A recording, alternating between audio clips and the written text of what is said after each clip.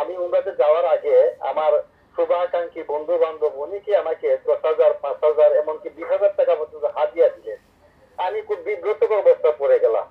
তা আমার মহল্লার মসজিদের ইমাম সাহেবের কাছে এই ব্যাপারে জিজ্ঞাসা করলাম যে ভাই আমি কি করতে পারি। উনি বললেন আপনি তো কারো কাছে টাকা চান নাই, আপনাকে ভালোবেসে মহব্বত করে টাকা দিয়েছে।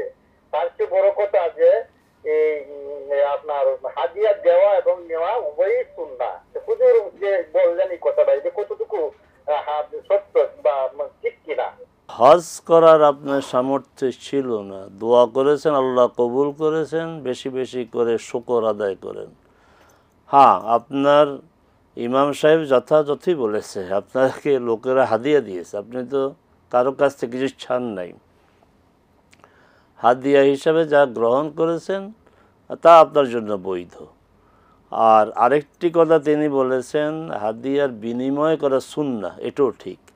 রাসূল সাল্লাল্লাহু আলাইহি ওয়াসাল্লাম বলেছেন তাহাদু তাহাব্বু, হাদিয়ার লেনদেন করো, তাহলে তোমাদের মধ্যে ভালোবাসার সম্পর্ক দৃঢ় হবে। তবে দুঃখজনক হলে সত্য যে আমাদের সমাজে এমন কিছু লোক আছে যারা হাদিয়া পেতে চায়, দিতে চায় না।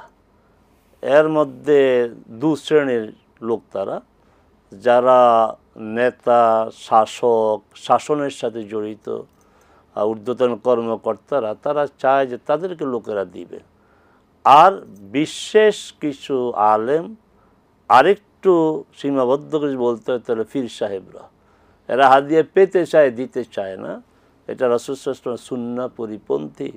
রাসূল সাল্লাল্লাহু আলাইহি ওয়াসাল্লাম বলছেন, যখন তোমাদের কেউ হাদিয়া দেয়, চমৎকার প্রস্তাব তিনি করেছেন, ইদা আহদা আহাদুকুম ফাকাফিউহ, রাসূল বলছেন তোমাদেরকে যখন কেউ হাদিয়া দেয় তার বিনিময় দাও, মানে যতটুকু দেয় তার চেয়ে বেশি দাও অথবা সেই পরিমাণ দাও, কোনো অবস্থাতেই বিনিময় বিহীন যেন না থাকে। শেষ পর্যন্ত রাসূল বলছেন ফাইল্লাম তাজিদ ফাদউলাহ, যদি হাদিয়া দেওয়ার মতো কিছু না থাকে কমপক্ষে তার জন্য দোয়া করো।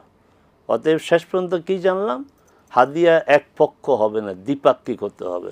একদম শেষ পর্যন্ত না পারলে তার জন্য দোয়া করতে হবে।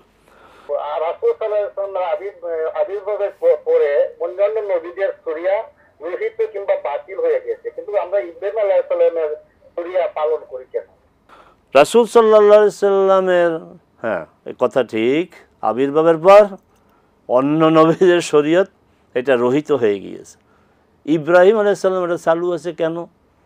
এই চালুটা কে রেখেছেন? মুহাম্মদ সাল্লাল্লাহু আলাইহি ওয়াসাল্লাম রেখেছেন। অতএব মুহাম্মদ সাল্লাল্লাহু আলাইহি ওয়াসাল্লাম ইব্রাহিম আলাইহিস সালামের শরীয়তের যতটুকু তিনি রিকগনাইজ করেছেন, তিনি রেখে দিয়েছেন, এটা আসলে আর ইব্রাহিমের শরীয়ত না, এটা মুহাম্মদ সাল্লাল্লাহু আলাইহি ওয়াসাল্লামের শরীয়ত। কুরবানি সম্পর্কে বলে সুন্নাত আবিকুম, তোমাদের বাবা ইব্রাহিমের দর্শন, তিনি এটাকে চালু রেখেছেন। হ্যাঁ, অতএব এটা প্রকারান্তরে রাসূল সাল্লাল্লাহু আলাইহি ওয়াসাল্লামেরই শরীয়ত।